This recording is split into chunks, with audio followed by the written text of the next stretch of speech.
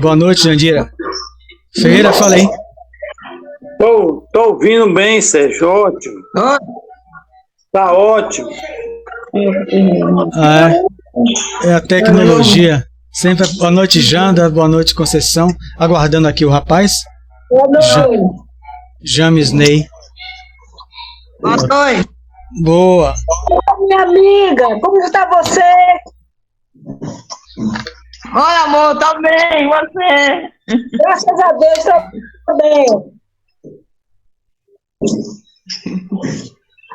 Aguardar aqui ele.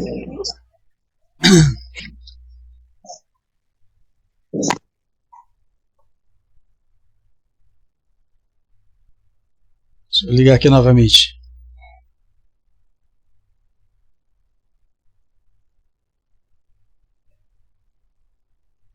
Estou ligando aqui para o rapaz, que já são 8 horas. Aqui no que são 8 horas e 1 minuto. Boa noite, James. Estamos aguardando você aqui para entrar. E hoje tem palestra hoje, rapaz? Tá agendado. E eu mandei para você ontem também de novo. Você viu? Tá em 2 sinais verdes. Caramba, eu me passei, viu? Mas você pode fazer? Mesmo. Você tá em casa? Tô em casa. Rapaz, porque eu consulto minha agenda todo dia. A questão 108, 109, 110 e 111 do Livro dos Espíritos. Segunda ordem, bons espíritos.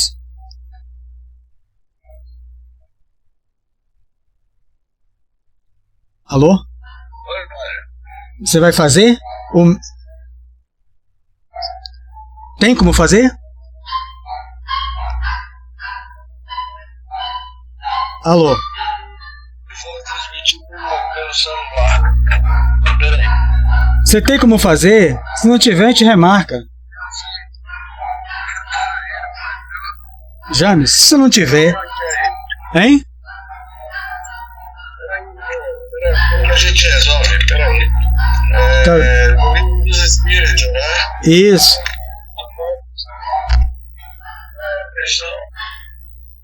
É a segunda ordem, questão 108 a 111. Peraí, 108 a 111. Os bons espíritos. 108 a 111. Peraí que eu vou entrar aqui pelo meu celular. Tá ok, ele aguarda. Vou desligar aqui. Acontece. Ele ontem, eu mandei, ele viu, mas deve ter se passado. Boa noite, Tereza e Valdomiro.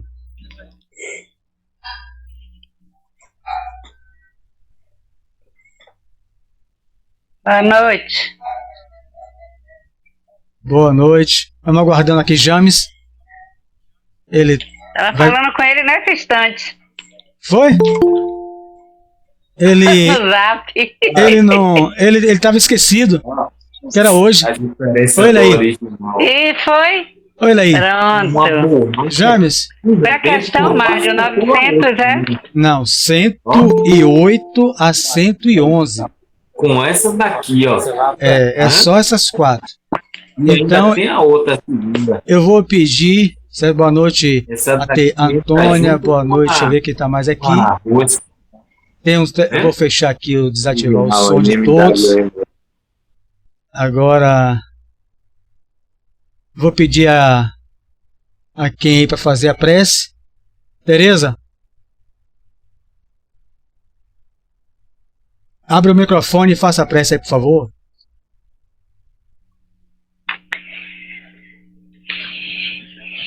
Então, relaxando, entrando em sintonia com o alto.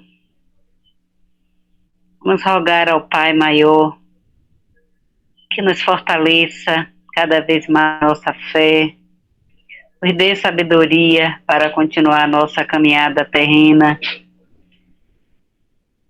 E olhando, tendo um olhar de compaixão e misericórdia, desses nossos irmãos que ainda caminham no erro, ainda caminham no equívoco. Abençoa, Senhor, os nossos lares.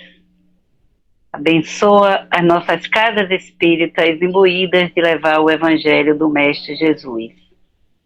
E nos dê entendimento para compreender as mensagens que nos é enviada.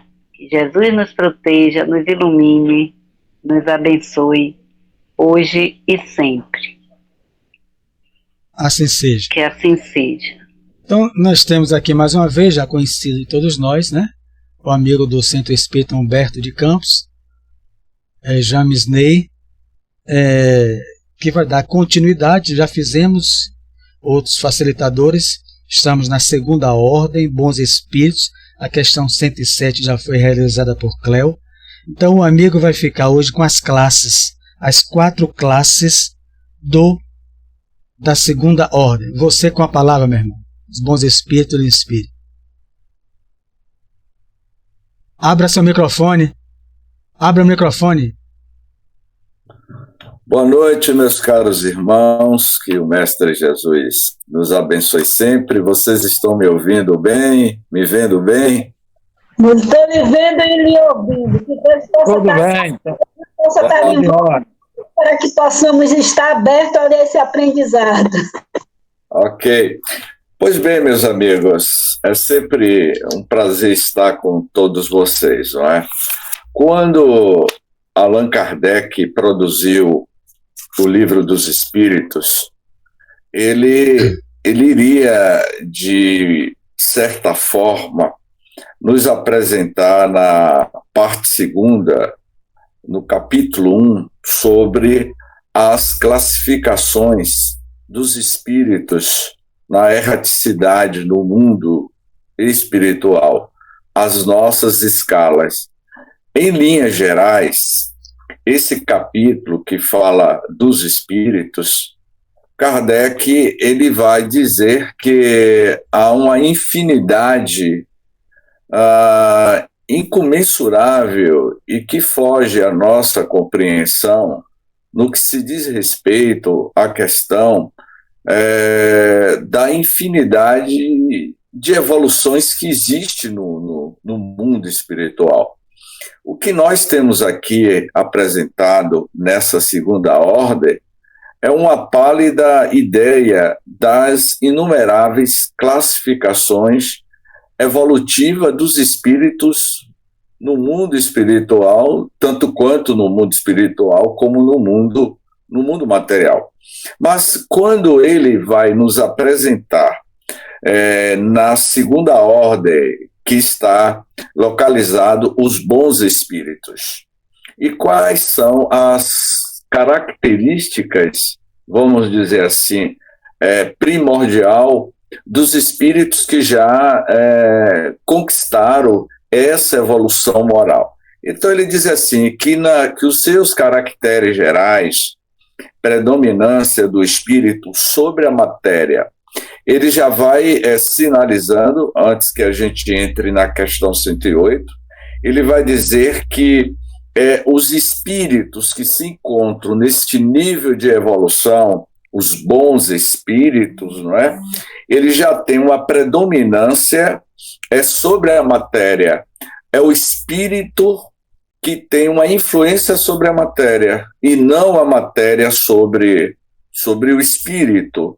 Podemos assim dizer que muitos de nós que ainda nos encontramos no corpo físico, ainda temos uma predominância da influência da matéria sobre o espírito. Portanto, ao desencarnarmos, nós vamos continuarmos com essa predominância da matéria sobre o espírito. Mas aqui nesta questão, em ordem, a segunda ordem, ele vai dizer que essa predominância do espírito sobre a matéria, o desejo do bem, suas qualidades e poderes para o bem estão em relação com o grau de adiantamento que hajam alcançado. Uns têm a ciência, outros a sabedoria, a bondade, a gratidão. Portanto, em linhas gerais, essas são as características dos espíritos que já alcançaram esse patamar. Então, quando ele vai dizer no item 108, a quinta classe, não é? Essa quinta classe, ela é caracterizada por espíritos benévolos.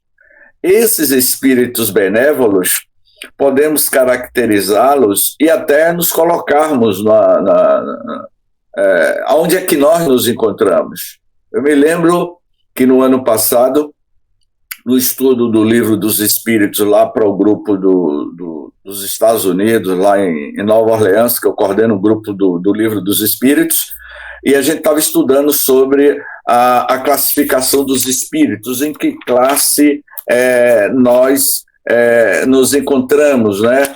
Na escala espírita, se estamos na terceira ordem, se nós estamos como espíritos imperfeitos, ou na 10ª classe, espíritos impuros, na 9ª classe, espíritos levianos, espíritos pseudo-sábios, e eu me lembro que quando eu estava estudando, eu coloquei o meu nome,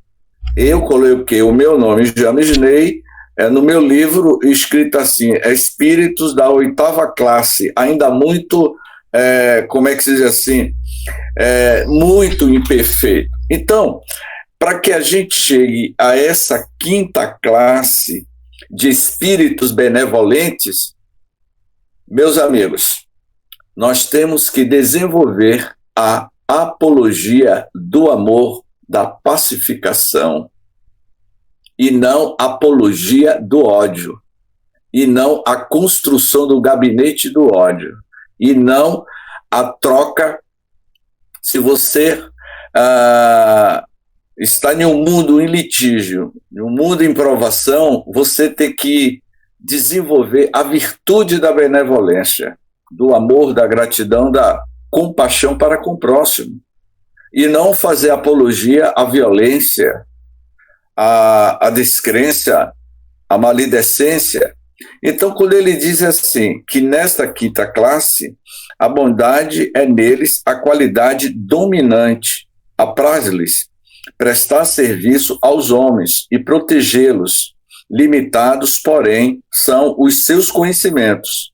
Há progredido, mas no sentido moral do que no sentido intelectual. Ou seja, os espíritos que estão nesta classe, não é? Eles já progrediram moralmente do que no sentido intelectual. Como, por exemplo, eu vou citar um fato de uma digníssima amiga nossa, que já desencarnou, Maria Matilde. Maria Matilde, ela não tinha muito conhecimento intelectual. Ela foi uma trabalhadora assídua do Centro Espírita Roque, na cidade de Nazaré. Eu poderia até colocar a nossa amiga Maria Matilde nessa classificação, na quinta classe de espíritos benevolentes encarnados. Maria Matilde, ela era uma pessoa que não tinha muita instrução. Em termos de conhecimento intelectual, ela era pobre. Em termos de intelectualidade, ela era totalmente pobre, era ignorante, não é? Ela mal cursou o 4º ano primário na cidade de Nazaré. Eu convivi uma época, no meu tempo de juventude espírita, eu ia muito para os encontros de jovens na cidade de Nazaré e tive o prazer de ter convivido com essa gigante da alma, Maria Matilde. Ela não tinha, como ele diz aqui, no sentido intelectual, mas ela tinha uma ascendência de uma autoridade moral, meus amigos, que vocês nem imaginam. A grandeza moral, a evolução ética, moral e espiritual de Maria Matilde era muito mais do que grandes figuras do cenário político brasileiro. Grandes personalidades que muitos de vocês certamente conhecem. Sabe aquele espírito que reencarna e esconde a tua candeia debaixo do alqueire, que diminui a sua luminosidade para não ofuscar o outro, para não fazer com que a sua luminosidade não ofusque o outro, a sua humildade era tão grande que Maria Matilde reencarna na cidade de Nazaré e vai viver numa personalidade de uma mulher de 1,40 m de altura, negra, afrodescendente, mas quando você dialogava com ela, saía luzes de amor dos seus verbos. Então, Maria Matilde era essa pessoa, e que o Kardec dá essa classificação, porém, são os seus conhecimentos hão progredido mais no sentido moral do que no sentido intelectual. Ou seja, o que adianta você ser um intelectual, mas moralmente você é pobre? O que adianta você ser um intelectual, ser um estudioso espírita, ser um pastor, um teólogo, enfim, mas em termos de moralidade você é pobre de espírito. Portanto, essa é a característica chave da quinta classe desses espíritos benevolentes. E quando Kardec coloca aqui, vamos entender que ele está se referindo aos dois aspectos das nossas realidades espirituais: o mundo espiritual e o mundo físico. Entre nós, há muitas almas benevolentes, como Maria Matilde, Mário. Maria Matilde, depois que ela desencarnou, já tem 28 anos aproximadamente que Maria Matilde desencarnou. Eu me encontrava na cidade de Irecê, em uma semana espírita, e simplesmente, Mário, me deu um branco no momento que eu iria fazer a abertura da Semana Espírita na cidade de Irecê. Alguém aqui na sala já teve essa experiência de um auditório lotado, você se dirige ao púlpito, fica atrás do púlpito, o auditório lotado, no encerramento de uma Semana Espírita, e de repente lhe dá um branco. Você simplesmente começa a gaguejar e não sabe nem como vai iniciar a introdução da sua palestra.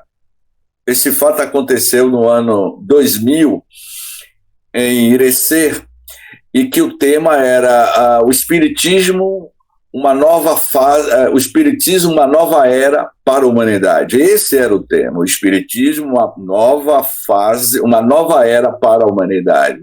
Só que eu cheguei diante do púlpito e me deu um branco, eu comecei a tremer. Se é que existe algo de mais terrível para um teatrólogo, para um político, para um orador, para um pastor, para um padre, seja quem for que utiliza da tribuna da comunicação, é dar um branco. E naquele momento me deu um branco, minha amiga. E aí eu olhei para um lado, olhei para o outro, todo mundo olhando para mim, e naquele momento eu olhava para o texto, eu tinha um texto na mão, eu não conseguia, eu não estava nem conseguindo iniciar a introdução da palestra. Foi aí que, naquela situação em que eu me encontrava, eu me lembrei de quem? Maria Matilde, que já tinha desencarnado há 4 anos atrás. Eu acredito que foi pura intuição.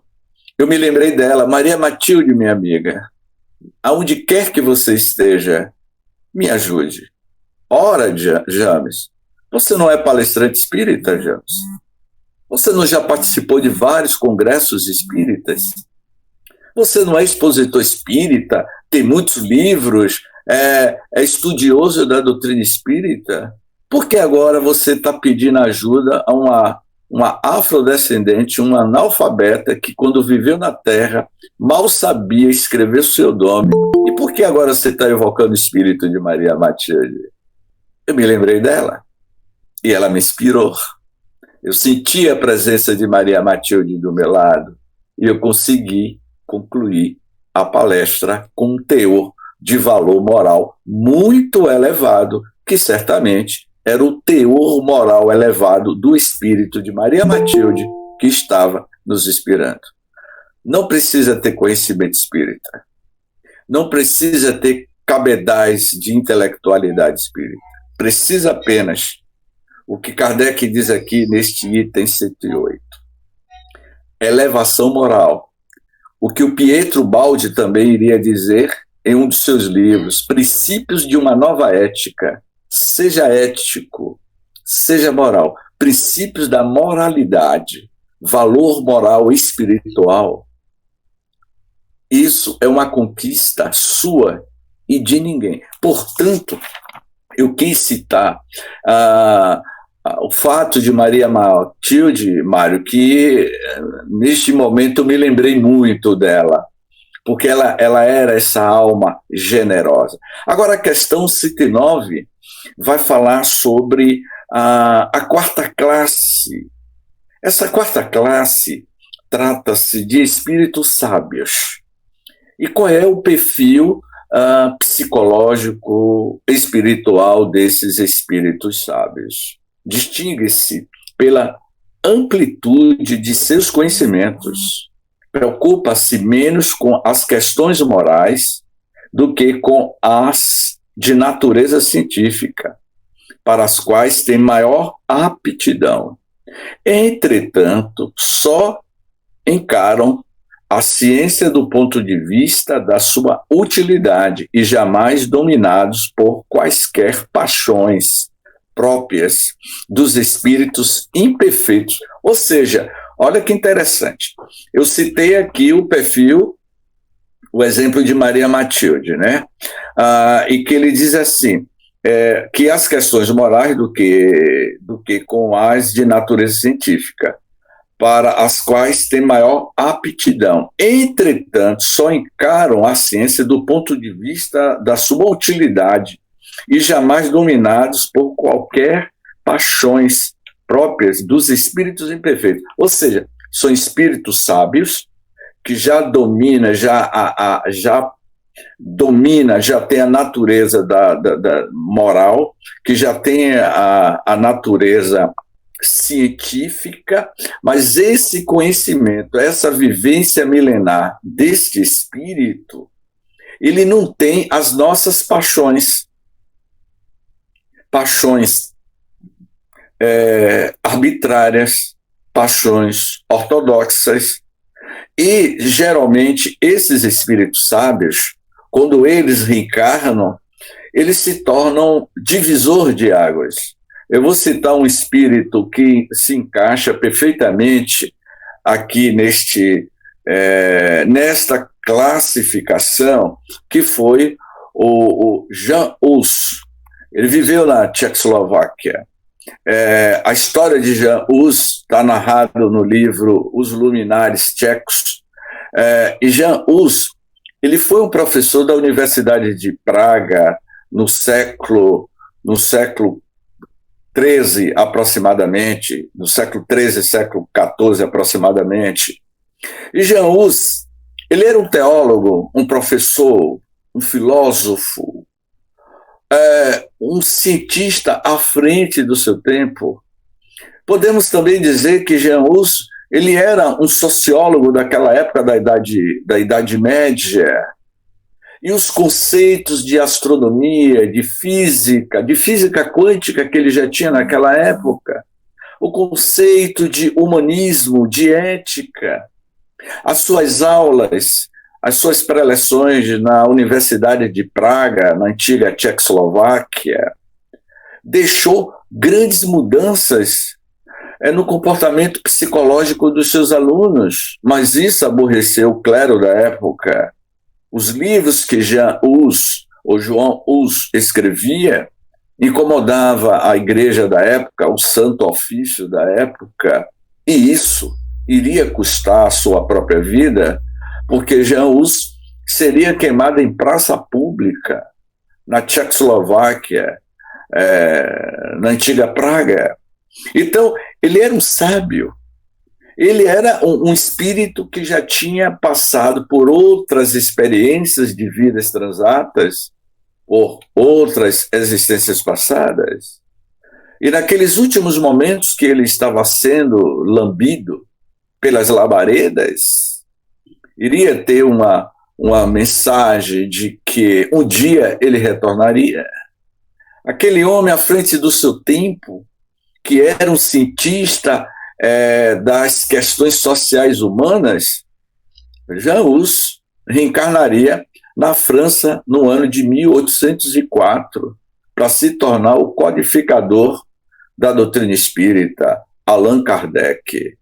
Allan Kardec, ele se classifica também como espírito sábio, espíritos que já atingiram outros níveis. Na introdução deste capítulo que nós estamos estudando, que os digníssimos amigos estão estudando, a questão 100, a escala espírita, Kardec ele vai vai justificar as classificações dos espíritos, que se baseia em uma diversidade de graus de evolução. Isso aqui não é, vamos dizer que essas classificações são classificações básicas, mas não quer dizer que só seja essas. Existe muito mais do que essa. Então, espíritos sábios são esses que usam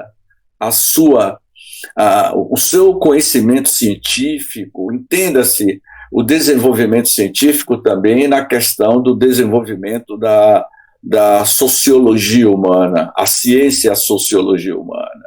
Portanto, ele se classifica nesse sentido porque são espíritos que não pensam muito em você, pensam mais no outro. São espíritos que pensam com a consciência voltada para a humanidade. Agora, a terceira classe, espíritos de sabedoria, eu tinha notado aqui, Mário, quando eu fiz esse estudo, o Chico Xavier. Chico Xavier. Até que a gente chegue a essa terceira classe de espíritos de sabedoria, a gente ainda vai ter que evoluir muito, não é verdade? Ela é. Vamos ter que evoluir muito. Então, a terceira classe, espíritos de sabedoria, diz assim: as qualidades morais da ordem mais elevada são o que os caracteriza, sem possuírem ilimitados conhecimentos, são dotados de uma capacidade intelectual que lhe faculta juízo reto sobre os homens e as coisas. Eu vou dizer uma coisa a vocês. O que eu vou dizer a vocês, estou dizendo para mim também, viu? Nós vamos nos surpreendermos ao desencarnar e ir para o mundo espiritual. Vai haver um choque de realidade que vocês nem imaginam, o choque de realidade. Sabe por quê? Porque nós estamos num planeta, especialmente nesses momentos atuais, que os nossos padrões ainda beira ao primitivismo da ignorância, da maldade, de não perdoar. Judas Iscariotes, ele morreu há 2000 anos. 2021 anos depois, nós ainda não perdoamos Judas Iscariotes. Sábado de Aleluia se queima Judas Iscariotes. Portanto, quando a gente vê uma humanidade, pessoas dizendo: se você não tem dinheiro para comprar um pacote de feijão, compre uma arma. Você ainda ouve isso? Na época do tráfico de navios negreiros, durante os 350 anos entre o continente africano e o Brasil, aproximadamente 12 milhões de escravos foram traficados entre Angola, Moçambique e o litoral brasileiro. E 1 milhão e 800 mil escravos morreram na travessia dos navios negreiros. E quando morria, jogava-se ao mar. Entre o continente africano, a Baía de Todos os Santos, a Baía da Guanabara, durante aqueles 350 anos, os tubarões saíam do continente africano seguindo os navios negreiros, porque sabia que a qualquer momento se jogaria um negro morto. Era chamado os tumbeiros. Essa passagem entre a África e o Brasil, 1.800.000 escravos morreram só na travessia. E Castro Alves, aos 25 anos de idade, iria escrever a sua obra-prima, Ó Senhor Deus dos desgraçados. O que fizestes, ó Senhor Deus, albatroz, albatroz, albatroz? Porque os albatrozes circundavam, voavam ao derredor dos navios negreiros, e quando jogavam o corpo no mar, um cardume de tubarões devorava aquelas almas sofredoras. Sabe quando foi isso? Ontem, no século passado, no século XIX. Então, esses são os nossos padrões. Estamos em pleno século XXI. No Porto da Barra, no mês passado, alguém colocou fogo em uma barraca e 2 pessoas que estavam dentro da barraca morreram queimados. Um morreu hoje. Então, quando nós sairmos daqui da Terra e ter este encontro no mundo espiritual, vai ser um choque de realidade completamente diferente. Porque os espíritos sábios, eles têm uma lógica, um raciocínio sem muitas palavras veladas, porque nós temos as mentes viciadas das hipocrisias humanas. Então, o Chico Xavier, que eu iria dizer que Chico se classificaria também nessa terceira parte, Chico Xavier, Mahatma Gandhi, Yogananda, Buda, Madre Teresa de Calcutá, Irmã Dulce, esses personagens que são espíritos altamente evoluídos na Terra, em outros mundos, muito mais evoluídos do que a Terra, nos mundos das bem-aventuranças, conforme Jesus afirmou, bem-aventurados os puros de coração, porque eles verão a Deus. Esses espíritos que eu citei, nesses mundos puros de evolução, essas figuras que eu citei na Terra, que são espíritos elevados na Terra, nesses outros mundos são espíritos imperfeitos. Chico, Gandhi, Yogananda, Mahatma Gandhi, Buda, são espíritos imperfeitos que ainda não atingiram o estado de nirvana profundo. Portanto, vamos nos colocarmos nas nossas próprias classificações. Então, quando ele diz, já terminando, não é? Para que a gente abra para o diálogo, a segunda classe é espíritos superiores. Para que a gente chegue lá, meus amigos, vamos ter que trabalhar muito no nosso mundo íntimo. Realizarmos grandes viagens interplanetárias. Não as viagens interplanetárias para o externo, para o cosmos. Mandar a Voyager, que saiu em 1975 aqui da Terra e já deixou o sistema solar. Não mandar o telescópio Hubble, que já escaneou uma parte da nossa Via Láctea. E o James Webb, que é um telescópio que vai ser lançado agora em novembro. Esse telescópio, o James Webb, ele tem a capacidade de ver planetas a trilhões de anos-luz da Terra. E um telescópio desse custa trilhões de dólares. O que Jesus está propondo e o que os espíritos estão nos dizendo aqui, nestas classificações, pegue o teu telescópio, que não custa trilhões de dólares, e aponte o teu telescópio para dentro de si e descubra as grandes constelações no mundo íntimo teu, que você vai perceber as infinitas classes espirituais que você é em um só. Ontem rastejávamos como uma lagartixa, como um réptil. É por isso que nós temos o cérebro reptiliano. O cérebro reptiliano ele tem 350 milhões de anos. O nosso cérebro reptiliano, onde estão arquivados os nossos instintos. A nossa consciência atual é o segundo andar, como André Luiz vai dizer, é onde estão arquivadas as nossas consciências, as lembranças das vidas passadas, as nossas subpersonalidades estão no segundo andar da nossa consciência atual, e que ela tem 50 milhões de anos de evolução.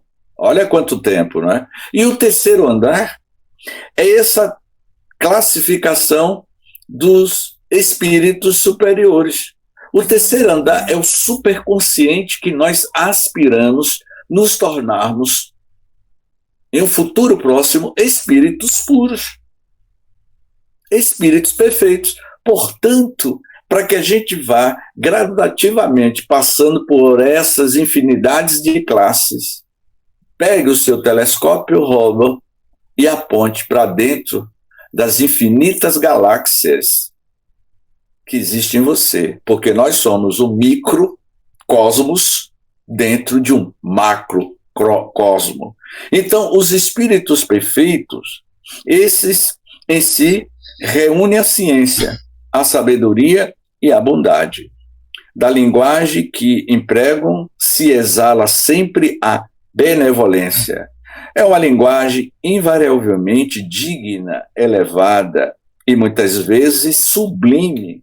Sua superioridade os torna mais aptos do que os outros a nos darem noções exatas sobre as coisas do mundo incorpóreo dentro dos limites do que é permitido ao homem saber. A gente não tem consciência, meus amigos.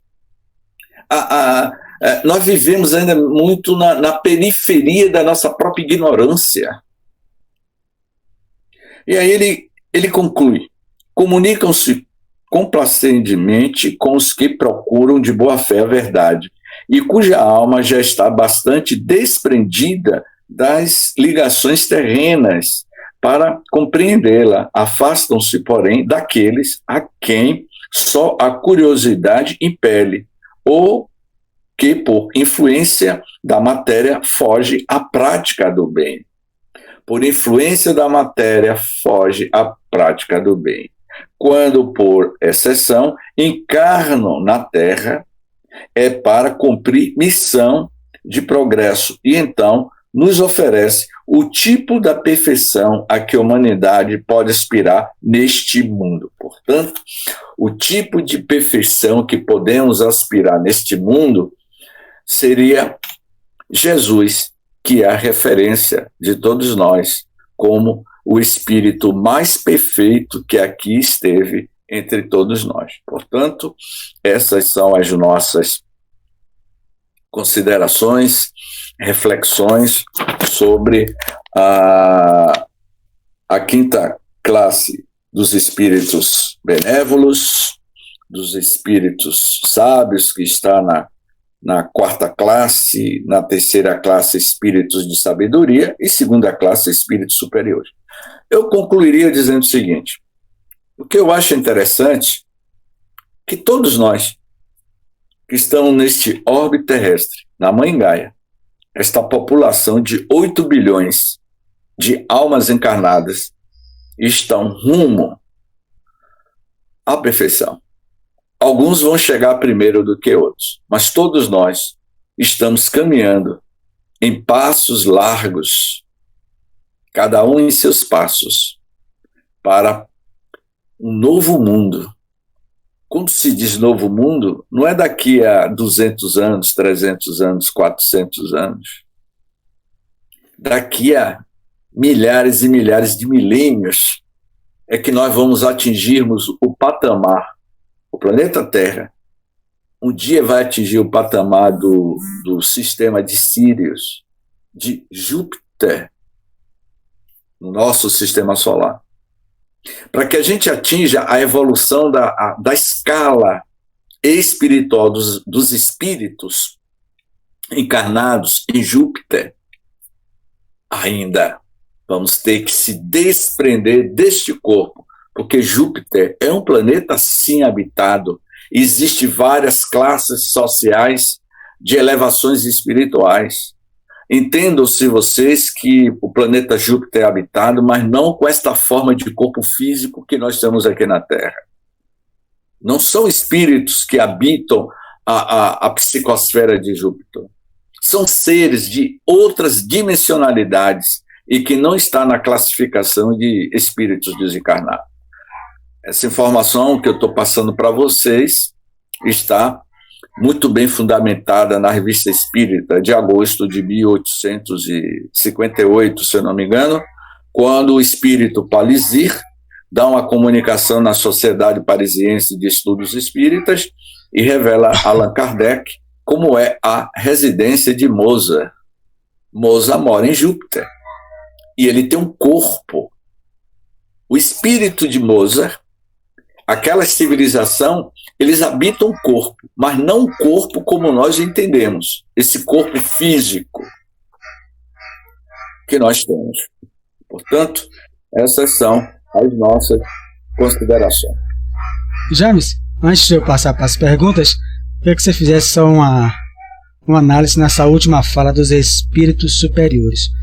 E você trabalhou muito bem as 4 questões, porque a questão 112, que não foi dada a você, né, que você respeitou, que são dos espíritos puros.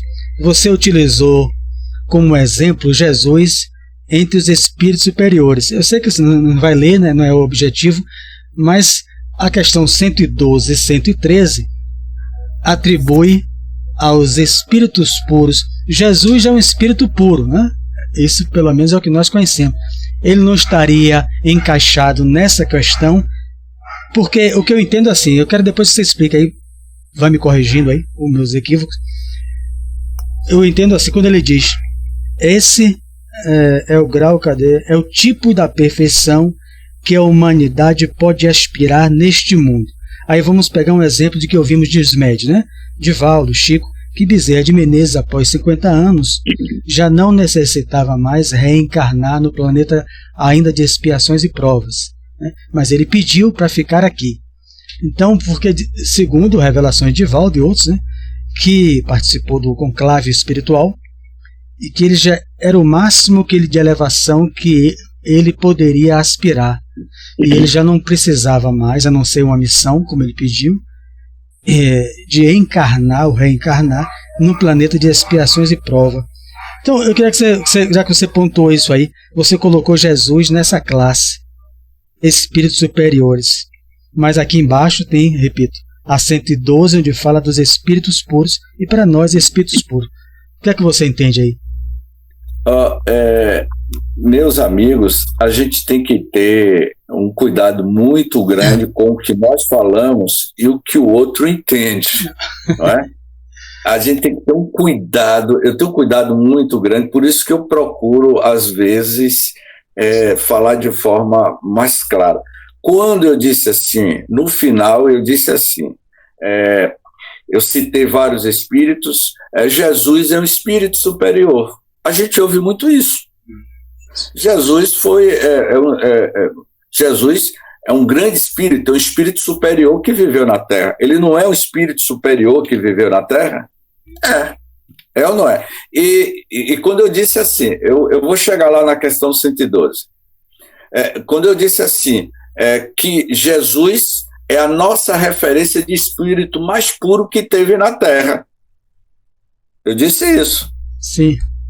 Portanto, Jesus ele se classifica na escala dos co-criadores em plano maior. Esses espíritos co-criadores em plano maior são espíritos perfeitos, que já passaram por todas essas outras classificações. Em um determinado momento da nossa fala, eu disse assim, que na introdução aqui do livro, é por isso que a gente... eu me lembro quando eu estudei esse capítulo lá para os Estados Unidos, eu tentei explicar o item 100, escala espírita, observações preliminares. Essas observações preliminares que Kardec diz aqui, não é? Que existe uma infinidade que você não pode pegar essa escala que está no Livro dos Espíritos como uma escala absoluta. Vocês entenderam? Porque são infinidades. A gente não tem ideia. Quando eu comentei, inclusive, está no meu canal, eu gravei um vídeo de 4 minutos, lá na Chapada Diamantina. Eu gravei um vídeo de 4 minutos definindo quem era o Cristo, quem foi o Cristo. Em 4 minutos eu falei que o Cristo, ele é um ser cósmico, e que ele tem 30 bilhões de anos de evolução. Mas como assim, James? O Cristo tem 30 bilhões de anos de evolução? Para que vocês tenham uma ideia, de onde o Cristo veio, as civilizações, o universo, as galáxias de onde o Cristo veio, já não existe mais. A teoria do Big Bang, que o universo tem 15 bilhões de anos. Antes de surgir o universo como nós o entendemos, o Cristo, que pisou na Terra, ele já existia antes do surgimento do universo físico de 15 bilhões de anos. O livro A Gênese deixa claro isso. O livro Evolução em Dois Mundos também deixa claro, antes de surgir o universo, já existiam os universos espirituais. Então, Cristo está a milhões de anos-luz de evolução nosso, e ele já passou por outros estágios de evolução que fogem à nossa compreensão. A gente não consegue entender a linguagem da terceira revelação, porque na própria introdução do Livro dos Espíritos, em Prolegômenos, Kardec e os Espíritos vai dizer, olha, nós estamos tentando usar uma pobreza de linguagem para que vocês entendam a dimensão de uma grandeza que vocês não conseguem ainda entender. André Luiz diz isso, Filomeno de Miranda também dá esse tipo de informações, que nós não temos assim ideia da grandeza. Então, é evidente que Jesus, o Cristo, ele é o espírito mais puro. Eu diria também, o sentido figurado em dizer espíritos superiores. É o que a gente mais diz. Mas eu acho que deu para vocês entenderem que Jesus não está nessa segunda classe. Quando eu citei como referência. É claro que ele é um espírito puro, não é? Que eu não vou entrar aqui no espírito puro, que aí é para o próximo trabalho de vocês. Alguém quer perguntar? Nós temos ainda 10 minutos. Está sendo gravado ou não? Estou gravando aqui. Depois é que eu vou ver como é que saiu, né? Porque estou na classe dos imperfeitos na tecnologia. Total. Diga, Tereza. James, quando você falou no seminário, né? Onde você faria a apresentação, e ele deu um branco. Foi isso? Aí que você deu aquele branco. Já passei por isso também, na faculdade. Os bons espíritos me socorreram. E aí, você disse que nesse momento chamou pelo espírito, não é, de Matilde. Um espírito, né, benevolente, um espírito bom. Mas essa sua recepção com esse espírito também foi devido a seu modo de conduzir sua vida. Não é isso? Senão você não teria esse auxílio. Ou estou errada? Muito boa pergunta, Tereza. Excelente pergunta. Evidentemente que sim, Tereza. Se você não tivesse assim uma conduta, um padrão de vida mental, certamente você não teria esse tipo de ajuda. Como, por exemplo, eu perguntei a Mário se a live aqui está sendo gravada, mas eu peço desculpa a vocês pelo o descuido da nossa parte, porque eu estou vendo aqui na minha agenda, né, 31 de agosto, não tem nada anotado aqui de palestra 31 de agosto, não tem nada anotado aqui. Eu não tenho nenhuma anotação de palestra aqui no dia 31 de agosto. Eu estava na sala assistindo um documentário quando o Mário me avisou, James, falta 2 minutos para a palestra. Que palestra? Eu não sabia nem que palestra era, eu não sabia nem que tema era. Então, aí vocês perguntam, mas James, como é possível? Assim, é evidente que quando você está, que você se coloca à disposição para trabalhar para o Cristo, você sempre está preparado, quer seja na casa espírita, quer seja na sua vida profissional, quer seja na sua vida relacional. Portanto, o trabalhador da seara do Cristo, ele tem que estar preparado a todos os momentos. Ser espírita não é só dentro da casa espírita, é no nosso dia a dia. Então, agora mesmo eu estou vivendo essas experiências com vocês aqui, não é? Então, assim, eu achei engraçado, como é que eu posso dizer assim? Eu estava na sala e Mário James, estamos ali esperando para palestra. De que palestra? Então, assim, você tem que estar psicologicamente muito bem, como Tereza colocou, não é isso, Mário? Você tem que estar muito sintonizado, muito naquela vibração, né, Tereza? Não é? Aquela vibração lá de Cajazeira, quando eu ia lá para aquela garagem ali embaixo, aquela garagem onde Jaciara reunia todo mundo. Quando eu entrava ali, eu sentia vovô Bezerra de Menezes. Inclusive, eu mandei aí para Mário uma palestra que eu fiz nos 190 anos dele, falando sobre as reencarnações de Bezerra de Menezes, que foi muito interessante. Então, meus amigos, que possamos refletirmos em que escala nós nos encontramos. James, nós temos 8 minutos ainda. Diga, eu queria fazer uma perguntinha rapidinho. Pode fazer. Boa noite, James, tudo bem? Boa noite, Matheus, tudo bem? É Jailson. É porque eu estou vendo... sim, é Jailson.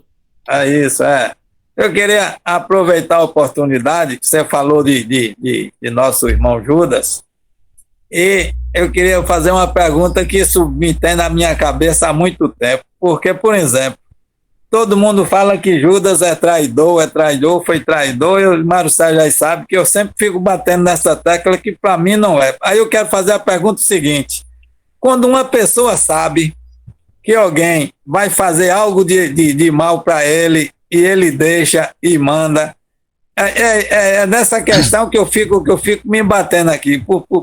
Jesus sabia de tudo, sabia que Judas ia fazer aquilo e mandou. É isso que eu fico martelando na minha cabeça, porque, no meu ponto de vista, traição é uma coisa quando a pessoa não sabe. A pessoa não sabe o que vai acontecer, pega de surpresa, pega tudo. Mas quando é uma coisa que a pessoa sabe que vai acontecer e ele deixa, para mim na minha opinião, para mim era uma coisa que tinha que acontecer mesmo. Por isso que eu acho que não é uma traição. Aí eu queria que você me falasse a respeito disso aí um pouco. Jailson, para Jesus, certamente jamais, Jesus nunca foi traído por ninguém. Correto. A traição é da própria consciência da pessoa. Não, Judas apenas foi um dos tantos que Jesus deu a oportunidade. Jesus curou inúmeras pessoas, inúmeros cegos voltaram a ver, inúmeros leprosos restituíram a sua saúde. Dentre os 10 leprosos na estrada de Emaús, foram 10 leprosos que Jesus curou simultaneamente. Dentre os 10, só teve um que voltou para agradecer a Jesus. Então, ao longo das curas que Jesus realizou, restituiu paralíticos que retornaram a andar, a maioria deles traíram Jesus. Mas a traição, Jesus em momento algum foi tocado pela traição. A gente acabou de estudar aqui agora, né? Eu não vou pular aqui para o item 112. Mas espíritos puros, como Cristo, eles não se deixam ser tocados por esses sentimentos de inferioridade humana. A traição é do traidor e não de quem é traído. Todos nós ainda somos traidores, porque passado 2021 anos, a gente ainda queima Judas, porque Judas traiu Jesus. Não perdoamos. Então, tá aí. A traição é do próprio traidor. Ele que, com seu nível de consciência, que é julgado pelas suas ações. Tanto é que quando Jesus retorna ao mundo espiritual, antes dele ir para as regiões mais evoluídas, para as regiões fora do sistema do campo espiritual da Terra, Jesus foi para localidades do sistema solar muito mais evoluído, quando ele deixou a Terra, ou melhor, antes de ir para lá, para esse centro galáctico, onde se localizam os espíritos puros, ao derredor ali da estrela do Sol, antes de ir para aquelas regiões, e que nenhum espírito jamais poderia estar naquela mesma vibração dessa região do Cristo, antes dele ascender ao mundo maior, ele permaneceu na psicosfera espiritual da Terra. E a primeira tarefa que Jesus fez quando ele deixa o corpo físico na cruz é resgatar Judas no Vale dos Suicidas. E primeiro, Madalena foi a primeira que viu. Madalena viu Jesus, foi tocar no corpo espiritual de Jesus, no perispírito de Jesus, que a gente estudou muito aqui meses passados. Então Jesus disse: olha, não me toque porque eu ainda não fui ao meu Pai. E você receberia uma carga energética muito, muito forte. Então aí Jesus vai, resgata Judas das regiões inferiores e lhe diz assim: ó, Judas, você traiu a sua própria consciência. Na realidade, ele foi enganado pela sua infantilidade. Ele era um bom homem, Judas foi um bom apóstolo, um bom discípulo, sim. Isso, Jesus gostava muito dele, né? Ele foi um bom homem, só que ele deixou ser iludido como muitos de nós somos iludidos. 40, não sei se eu devo dizer, mas 46 milhões de pessoas no Brasil foram iludidos na última eleição. Então, assim, que a gente tenha... Falta um minuto, viu? Então, assim, o que eu quero dizer que Judas, Jailson, ele depois aparece na França e se torna Marte da França. Judas, que a gente ainda fica condenando, ele é o guia espiritual da França, não mais com o nome de Judas, mas como Joana d'Arc. Ela foi queimada viva na fogueira para resgatar o seu karma no tempo que Judas traiu Jesus. Joana d'Arc é a reencarnação de Judas. Humberto de Campos, né, que o seu centro é Humberto de Campos, escreve um capítulo sobre a história de Judas, né? Você sabe, por Chico Xavier. Exatamente. Vamos agradecer, já está no fim. Acredito que não vai dar nem para prece, né? Mas faça aí, Jailson, a prece. Se interromper, porque já está aqui falando, está no fim. Já está terminando. Eu só queria agradecer a todos os amigos espirituais, os